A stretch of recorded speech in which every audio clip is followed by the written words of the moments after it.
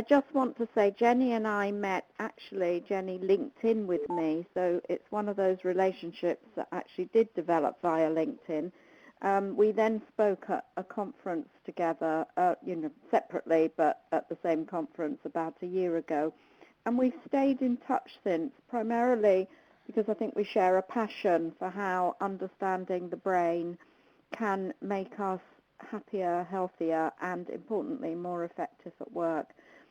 And the thing I particularly like about the work Jenny's been doing is the humour that she brings to her writing and her presenting about the brain. So I'm sure we're going to really enjoy this webinar. And Jenny, over to you. We're really looking forward to it. Great. Well, thanks very much for that introduction, Jan. And yes, I'm actually thrilled to be here. Hello. Hello. Hi, Jenny. Have you got your... Oh, no. Is potentially Jenny muted? No. No. No, I'm not muted. Jenny. Oh, no. She was there a minute ago. I'm still here. I'm still here. Oh, she's back. I'm still here. Yeah, I don't know what happened. It suddenly... Weird. Can anybody else hear disappeared. Oh, it's just us. Have you got us muted off? How peculiar. No? Oh, how weird. The microphone keeps flashing on. No issues online. It's the voiceover platform that's the problem. Right. So it's the voice platform. For some reason, we can't hear her through our... So shall we come off that? Some people say they can hear and some people say they can't. I'm going to go into another meeting room and just go in there. Okay. I think the audience can hear. I'm going to log in twice. Some say they can and some say they can't.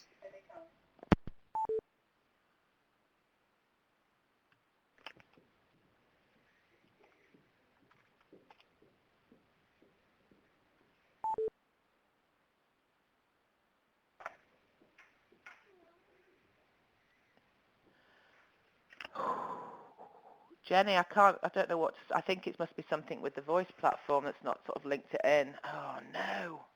Is it? All right. So I don't know what. Jenny, is there any chance you can dial into the meeting room with your phone? If I can give you this number. With my phone, okay. Hopefully you can hear me. Okay, I've just got to go and grab a phone. I took all no, the phones away. You won't need that number because you're Australia. Shucks. Mm-hmm.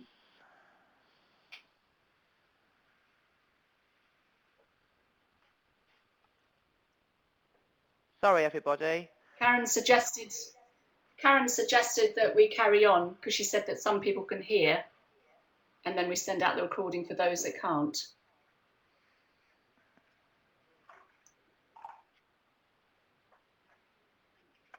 Okay. Yes, there's two options there, Jenny. You can either dial in or you can just continue as we're going. So I'm going to see how many people are on. There's not very many people on the phone. So if you want to just join the meeting again and just listen through your PC, that might be useful for those. And just you've got the three options, so just listen through your PC.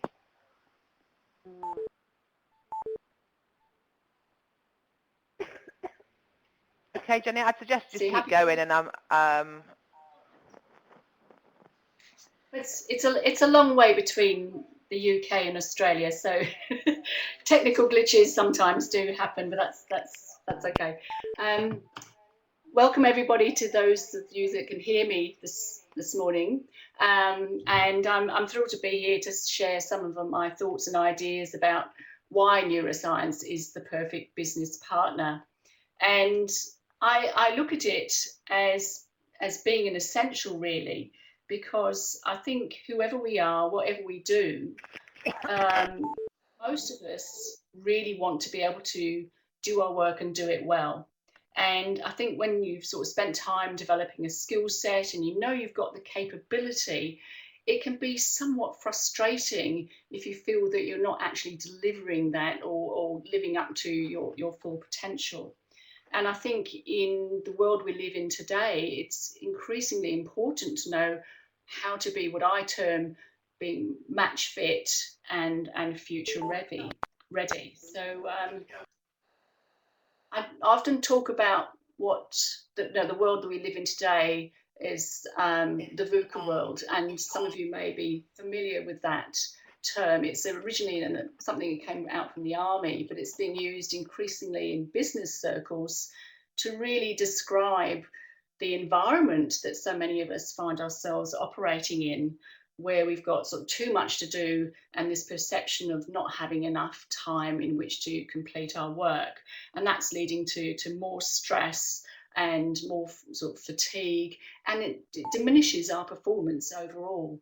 And VUCA stands for volatility, uncertainty, chaos, and ambiguity. And while I think it's an ugly word, I think it probably does sum up, much of what we are experiencing. And I think it's the uncertainty in particular which can get in the way of how well we operate on a daily basis, because there is so much uncertainty around, whether it's socio-political, whether it's our job tenure, if we're uncertain about what else is going on in our lives at home. All these things add to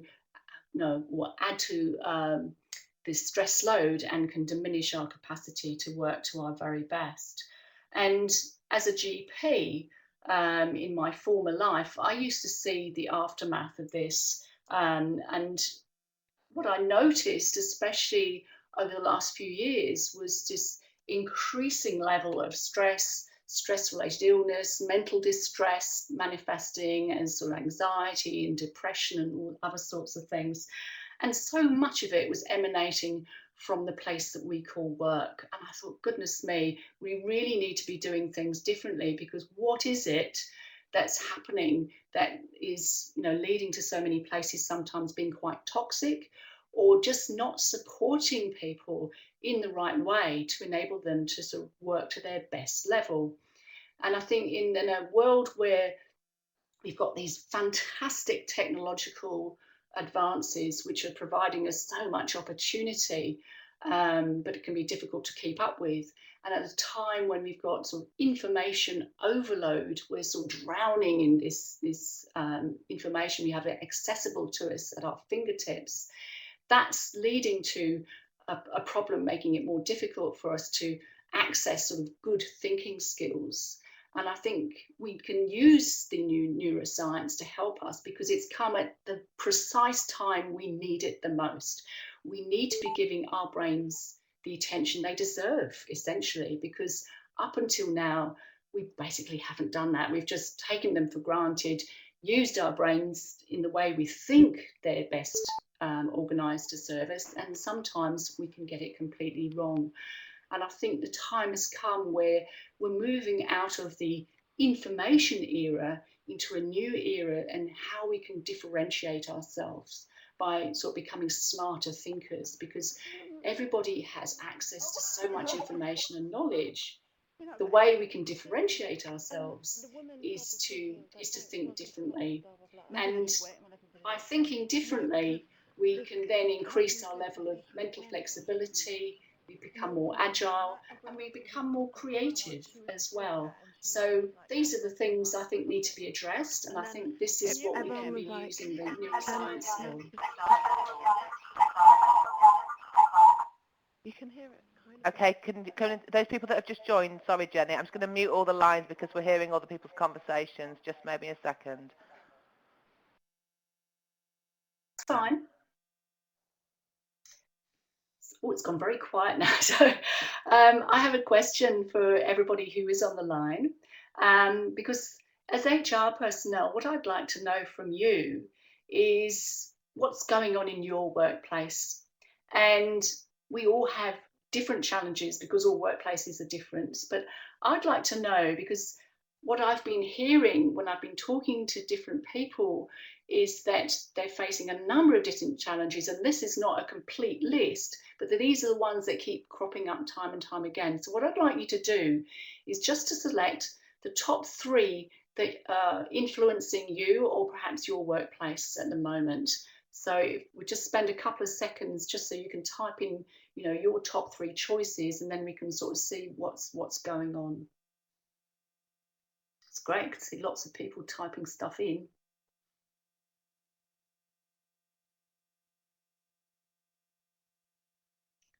So I think we'll just give another couple of seconds, and then I think we can end this poll and see what the results show us.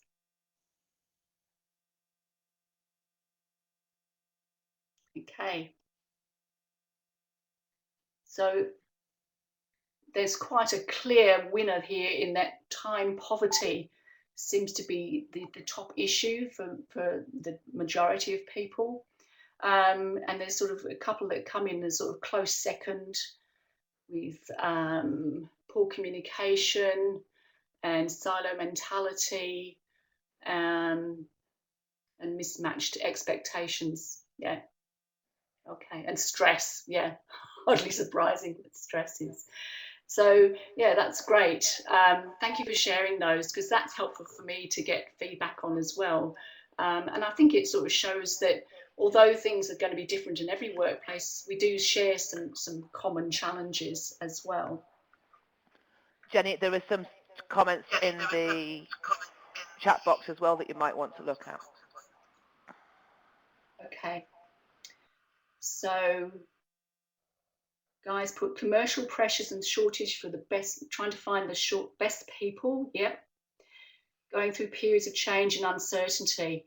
That seems to be the big topic that I get asked to speak on time and time again, managing change within organisations at a personal level and an organisational level. And certainly Helen's comment of change fatigue, because while change is often desired and introduced and put on us, it's hard work and it can be totally exhausting. So yeah, thanks for that. That's great. And I think it's important to sort of look at these challenges and sort of look at how they can be addressed using the neuroscience, because then we can start to boost mental performance in the workplace and make them more effective. And what we need to be asking too is, what is the actual cost of failing to lift our performance? And I mean, I've just listed a couple here, and I'd be interested to see what other people think. What are the costs of poor performance in a workplace? I mean, obviously, business is in the business of making money, but I think there's a very human cost to poor performance, and this is often around the poor decisions that people make, or lack of judgment, making mistakes, of course, which can cost time as well, because they then have to be fixed up, and that puts more time pressure on everybody. Lack of innovation is a common problem, because when you're under pressure and you're incredibly stressed, the last thing you feel capable of coming up with is sort of brilliant new ideas. And yet at a more senior level, when talking with managers and executives, they're saying, oh, we could do, we need some new ideas to sort of revitalize the organization, and we'd love it for people to think about what else could be done differently. But when people are just trying to sort of get through the day, the last thing that is on their mind is sort of, oh, what's a new idea I can pop up with now? And I think as a consequence of all this, poor performance leads to a loss of a competitive edge. And for any business, that has to be serious news. So what can we be doing differently? Well, last year I published a book called Future Brain, and it's the 12 keys to create your own high performance brain. And when I talk about high performance, I'm talking about it from an individual perspective in the workplace, being at our best. It's not about being the best. It's about what we can put in place using the brain science to help us operate at a higher level, so that we get more done and we feel better about what we're doing. And it's important to incorporate, I mean, there's 12 there, but obviously there are more that could also be added. And I think to start off with, it's about having that awareness of things could be done differently, or there's possibly an alternative way of doing. And so if you have that awareness, it means you're starting from a good place, because unfortunately there are always going to be some people going around with their eyes wide shut. And you may have come across some of those people as well, where they just don't want to know. They're just there, they're surviving, but that's all they're doing, and they're not really open to new ways of thinking. But if you are sort of thinking to yourself, how can I improve my performance? I know I've got the skill set, I know I've got the capability, but I just need to sort of get this sort of fine-tuned. Then you've got that innate curiosity that you can engage with to lift your level of interest in what you're doing, to look at and explore the brain science. And of course, once you engage with that, it becomes much easier to make the decision and commit to what it's going to take to put in place the framework that can lead to better results. And as you start to follow those, then you start to see or feel the benefits, and you feel rewarded. And of course, then you get that lovely surge of dopamine, which motivates you to continue the behaviors that you've put in place and sort of continue to lift your continuing improvement in your mental performance. So before I step into the how, I wanted just to spend just a couple of minutes just as a revision exercise. I'm sure most of you are more than familiar with the idea that we have this massively plastic brain which is available to each and every one of us, and the idea that whilst there are 7.3 billion people on this planet, each one of us is unique because no two brains are the same, no two brains share the same neural architecture because of this plasticity. And because of this, it means that we have the skill set to adapt to the changes in our environment. And we've always used this throughout our continuing evolution.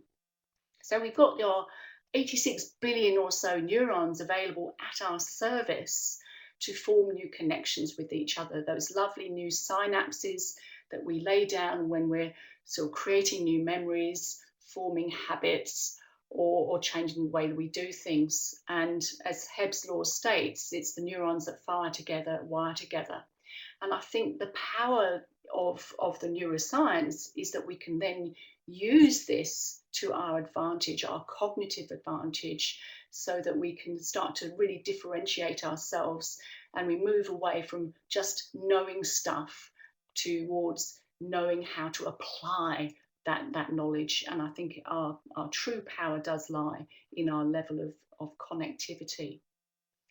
So beyond this, what I'd like to also sort of just recap is this idea of creating a brain-safe environment. For me, what I see brain science as being a useful tool for is creating safety at work, brain safety at work. Because if we feel in a safe place, our brain is more relaxed, we're more open, we're more effective when we want to learn, we're communicating more effectively, we're collaborating better with other people, and we're just getting on with the job and doing it to a high level. So it's looking to find those ways to maximize our ability to stay in that safe zone and minimize the effect that we feel when we're sort of put in that sort of state of feeling under threat or in danger. So what could you be doing to keep yourself in that safe zone or help to keep others in that safe zone? Well, in the book, I talk about the 12 keys, and it basically comes down to 3 core components. And the first of these is what I've called operate, how we actually think. And this includes things like focus. It includes things like our mindset. It includes our stress and how we manage our stress, whether we see it always as a negative or whether we can actually sort of twist it round and see the positive aspects that stress can help us to lift our game and perform better, and also to sort of mind our minds so that we're working smarter, not harder. The second component is what I've termed integrate, and this is really how well we work with other people. And this is very important, particularly when it comes to our level of change ability, or how innovative or creative we are, our degree of collaboration, and also in particular when it comes to sort of leadership. Because if we can sort of integrate how well we work with other people, we lift our level of influence, and we can start to persuade people to sort of adopt new ways of doing and think differently. And I think this is probably one of the most important things to consider. But underpinning that, there's another core component, and this is where I come in, because as a medic, my thing has always been about better health, and particular better brain health. And I think it's the component which up until now has either been overlooked or hasn't really been looked at seriously. And yet it seems an obvious thing to add in, because if we start at looking at how we're operating and how we're working with other people without checking in first that we've got the hardware sorted out and that we've got those lifestyle choices in place to allow us to have as fit and healthy brain as possible, we're missing a vital component to maximize our capacity for higher performance. So it's going back to the basics. It's going back to, you know, what mum always told us about, and it's those things like healthy nutrition, getting the right exercise, getting enough sleep, managing our stress, and of course lifting our game by stretching our brain. And combined together, this is what I believe is what allows us to then really look at how we can sort of move forward, because they all integrate together and help us to develop the mastery that we want to get, you know, as we improve our skill sets. It motivates us to continue to want to improve. And of course, it drives that momentum of continuing the continuation of how we continue to lift our game and improve in everything we're working in. So it's the overarching part of this is being sort of ready, willing, and able, but basically starting by building our brain awareness, understanding more about how our brain is organized and set up to operate at its best, and then engaging with that and using that to really boost our capability. And we can underpin it by putting in place the framework. So we've got a plan of action that we can put in place and implement and start to enjoy the results that follow. So I've got a bit of a bias, I've got a cognitive bias towards improving the level of people's brain health, or what I call brain fitness. And why? It's because I see it as being the sort of perfect add-on to being physically fit. We understand that being physically fit is really helpful to, you know, help us perform better, and I think we can lift our game by being more brain fit as well. So what I'm curious to find out is, does brain health actually sort of is it on your radar in any shape or form currently?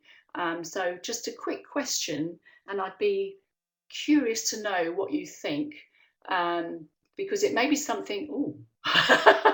The quick response is there. Whether you do think this is valid, and whether and sort of how you can start to use improving the health of people at work, because I think this really makes the biggest difference. When people talk about mental capital and sort of getting the best out of people, and surely the way to achieve that has to be looking at the person as a whole. It's not just their skill set or how glittering their CV is. It's about addressing them as a human being, making sure that their needs, their agendas are being sort of listened to and addressed, and ensuring that they are being nurtured to be able to perform at their very best. And the poll, I think we can finish it there and broadcast the results, because there's a resounding very positive result. I'm absolutely thrilled to bits to see it, that yes, better brain health is firmly on the radar of many workplaces. So that is absolutely brilliant. So what can you be doing to assist boost brain health in your workplace for yourself and for other people that you're aligned to? And what I'd like to do to spend the remainder of the time in this presentation is just to go through a couple of things that I think are particularly important. I mean, there's a lot of science behind all of these.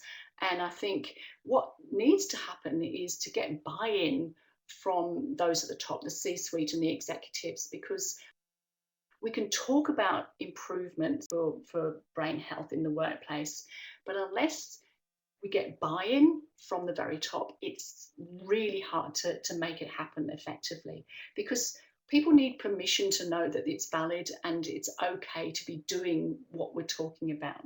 So what I would like to start with first is fueling up smart. We all know that it's so important to eat food.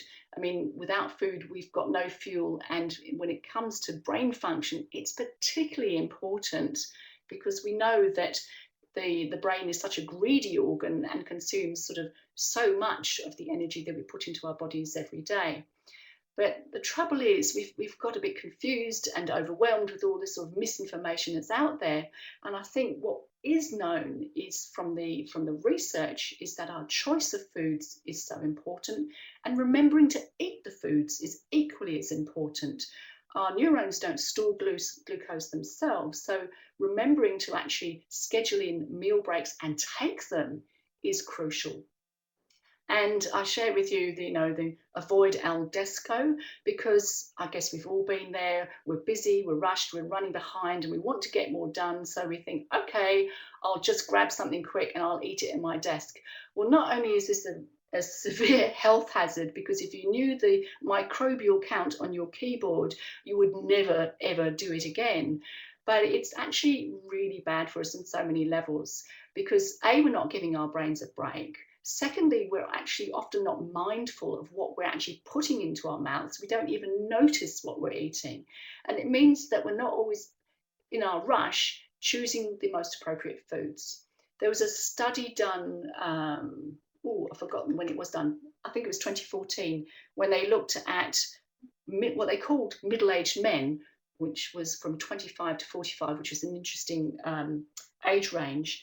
And basically what they found was those guys who chose to eat fast food at lunchtime, which might have been a burger or something, actually had lower verbal memory as a consequence. Now, if you're on the corporate ladder looking to sort of get better at what you do and so show everybody how brilliant you are, wouldn't it be sad if you're actually compromising yourself simply from your lunchtime selection? So choosing to eat healthy foods is the way to go.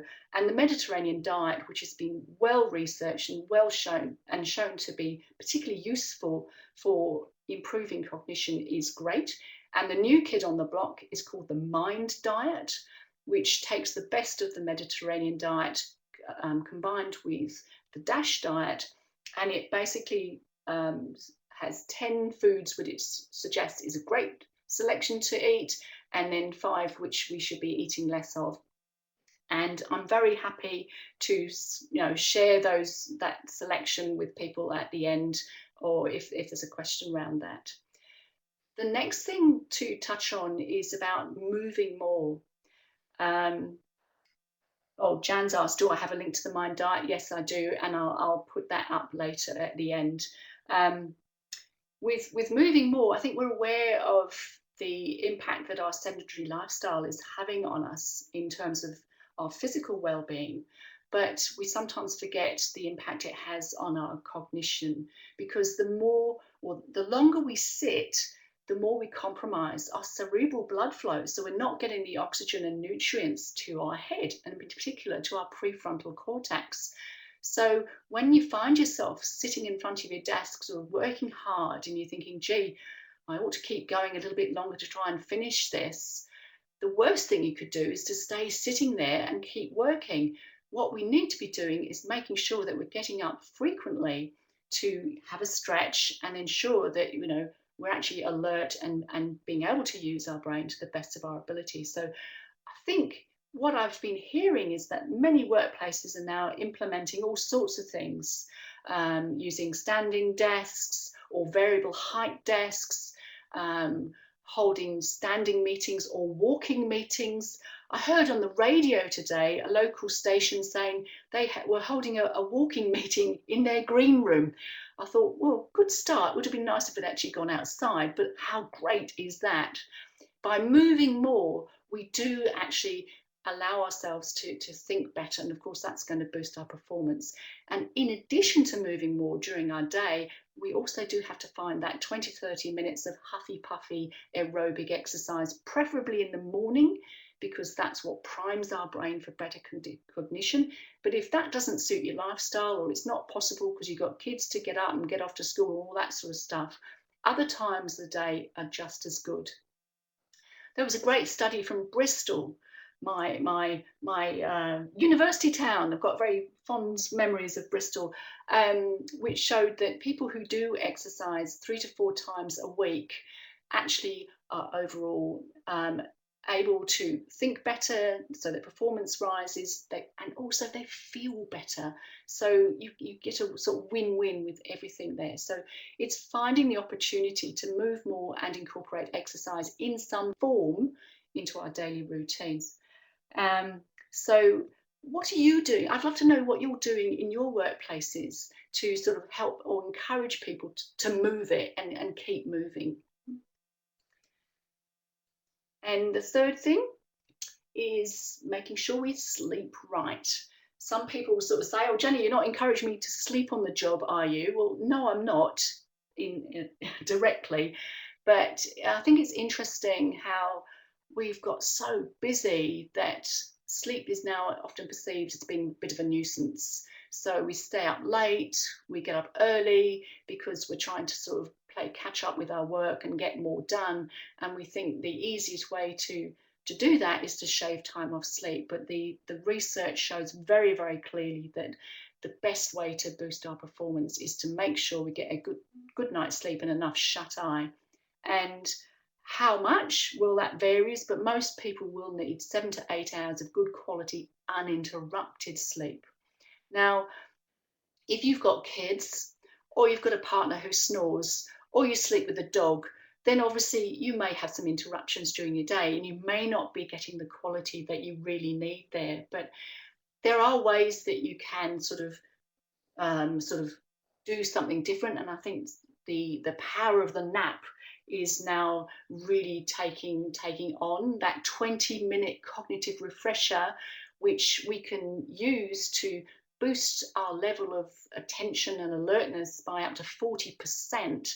And if you're on sort of back-to-back meetings, the way to sort of get through all that can be sometimes just taking that time out just to have a little bit of a quick snooze on the quiet. And I see Alka has made the comment she goes to sleep at 9:30 at night twice a week. Obviously you go to sleep at different times at the rest of it. But yeah, if we get into a good habit, and often the best way to do it is to start to go to sleep a little bit earlier. So we just adding an extra 20 minutes each night can make a huge difference in just a week or two to how well we function on a daily basis, because we need our sleep. We need it to help consolidate our long-term memories. We need it for emotional regulation. And if you've ever lived with a 2-year-old, you know what happens when you've got grumpy toddlers around who are sleep deprived. They're not much fun to be around. And if we're sleep deprived, we're probably not much fun to be around with either. So I say that, sleep deprivation is a cognitive menace and should not be tolerated in the workplace. We don't tolerate drunkenness, and yet the impact of being sleep deprived is pretty much the same on our cognition. So it really it's a no-go zone. And I think we need to sort of be addressing what do we do when we've got rosters to fill and people have to work nights and people have to travel for their work. Being based here in West Australia, I frequently have to travel east. So I'm looking at crossing, 3 hours at the moment, and that time difference really plays havoc with my thinking. We know that long distance travel in jets is actually detrimental to our long-term memory. So we do need to make sure we get enough sleep when possible. And Jan makes reference to Jessica Payne, and Jessica's work is fantastic in this area. So if you look her up, she's done some brilliant work around here on this very topic. And what about people who go to bed and have insomnia? There are probably a multitude of different reasons why people don't sleep. One of the reasons I think is difficult or causes difficulties for many people is the fact that people just can't switch their brains off. And that's the sort of next thing I just want to talk about in a moment. It's how we're using our brain, and particularly in relation to focus, because if we're driving our brain hard all day long, we're actually using it in a way that's not designed for. And one of the reasons people can't switch off and go to sleep at night is because their brain's so overstimulated, they're losing the capacity to actually find that off switch. And the way to restore that is to insert brain breaks during the day.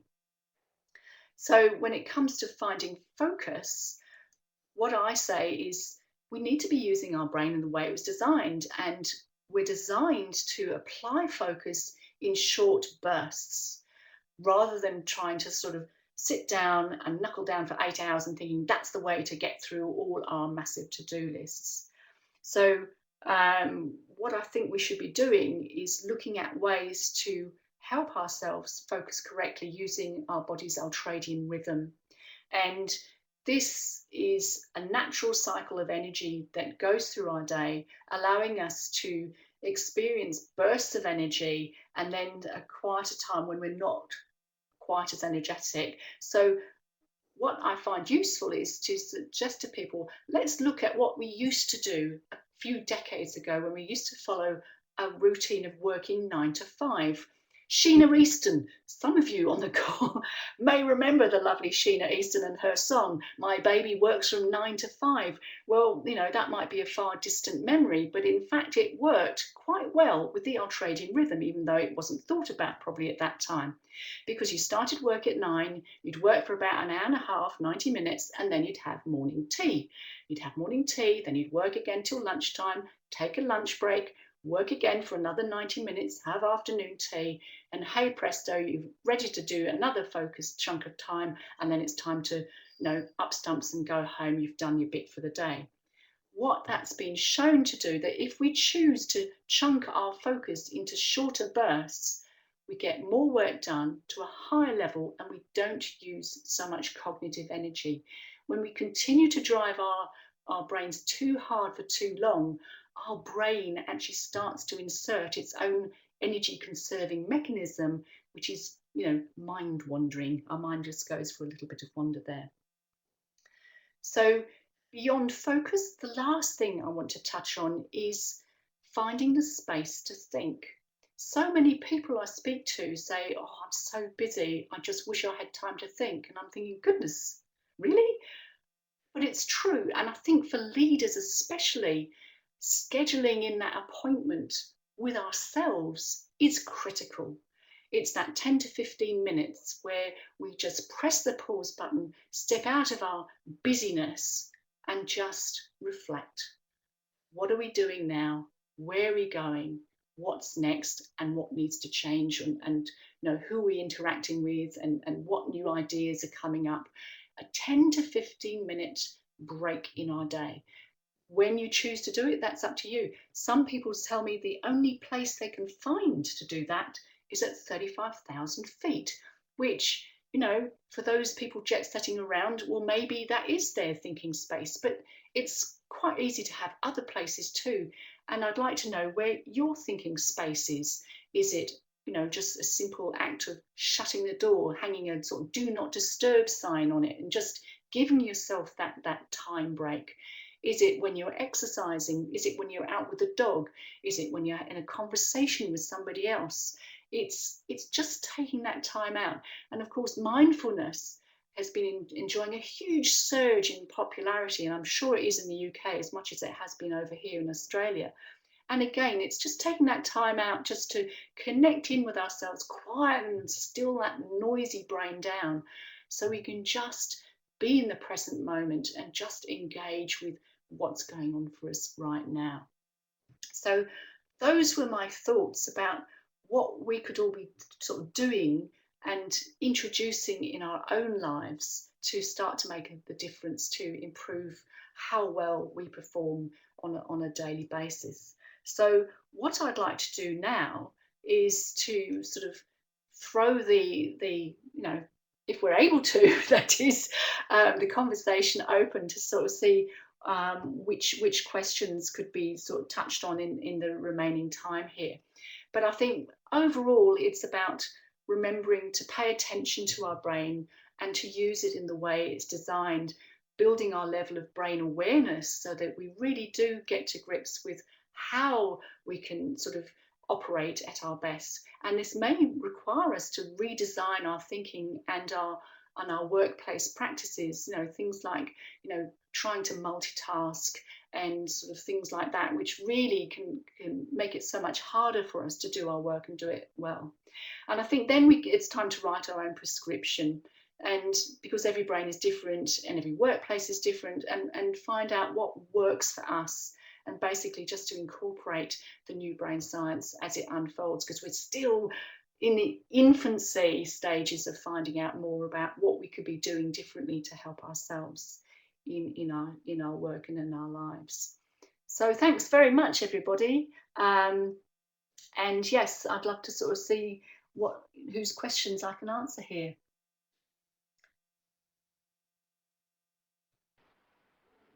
I can see a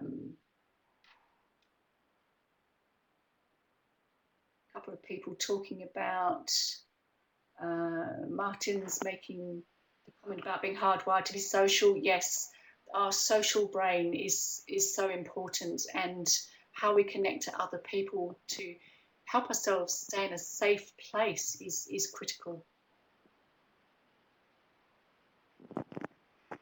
Yes, if you'd like to raise your questions, there's quite a lot of people typing, Jenny. Yes, I can see that. It's brilliant. So let's see what questions Might have come to do through. a webinar to answer all the questions. I'm going to keep, obviously, because of the technical issues that we had at the beginning, I'm just going to keep the webinar open for another sort of couple of minutes over time, just to see that if people have got questions and sort of want to keep that open. But I'll let you sort of run these questions because it's quite awkward because I can. I've got two meeting rooms open, so I can hear you and talk at the same time. So I think if we're going to do anything differently, I think my top tip would be to sort of take the time out to think that 15 minutes for ourselves, because we're just too busy for too much of the time. And the others are all important, but I think if we just give ourselves that little bit of a space, that we can make the biggest difference just by just doing that. And I love the fact that Graham's made the comment that he's got his team doing mindfulness exercises at the start of meetings. Brilliant. I know some workplaces now introduce mindfulness as a practice at the start of the workday. They get everybody together in the room and they do a short meditation practice. It could be 10 minutes, 20 minutes. And other people have been practicing mindful moments where they're just about to go into a meeting, or they're just about to stand up and deliver a presentation, and they just draw back for that moment and just check in with themselves, where they are, what they're feeling, what their thoughts are, just to sort of ground themselves. And it works so well, so well. I'm not familiar with Ruby Wax's book. Graham's made the comment he swears by Ruby Wax's book, Sane New World. I shall have to look that up, Graham. Thanks for recommending that. Because, yeah, I know she's got a lot to say around that area of mindfulness. So, yeah, be interested to read more about that. And my book is available, I believe, in the UK online. I think it's available in WH Smith's too. At least I've been led to believe that. But if I can help anybody else, I'd love to connect. I've put up my links here. So if anybody wants to shoot me an email or tweet or do anything like that, I'd love to connect following this webinar. It'd be awesome. That's brilliant. Thank you, Jenny. There's more people typing. on that front. So fantastic, some really good ideas there. Jan's just sort of mentioned, Jenny, that there's only a few copies of your book left on Amazon, so potentially you might need to get some more delivered. I think that's what you mean, Jan. So, and thank you for everybody's patience this morning as well for sort of with the technical issues. But Jenny, that was absolutely brilliant. If anybody's got anything else to add, then please use the chat whilst we just finish off. Hoping that this webinar will be recorded. I shall wait and find out when I try and go back into the back end. But again, thank you for your patience. So Jenny, brilliant. Thank you so much. Loads of good advice there. I'm going to take them all back to back to the office in a minute. I wonder if everybody else feels the same way. And some fabulous comments as well, and some ideas and thoughts and everything coming through on the chat box as well. Thank you, everybody. Fantastic. If you want to get more details, more in touch with them, please do so. And Jan did mention at the beginning of the event about the next webinar, which was actually next week for the Breakfast Club, and that's on consulting process and the brain. So I do hope you can join us then when we talk about the consulting and how the brain will work with that. So thank you ever so much. Thank you, everybody. Sorry it went a bit later than anticipated. And thank you very much, Jenny, as well. Thank you. Lovely. We shall end the webinar in just a second. Thank you.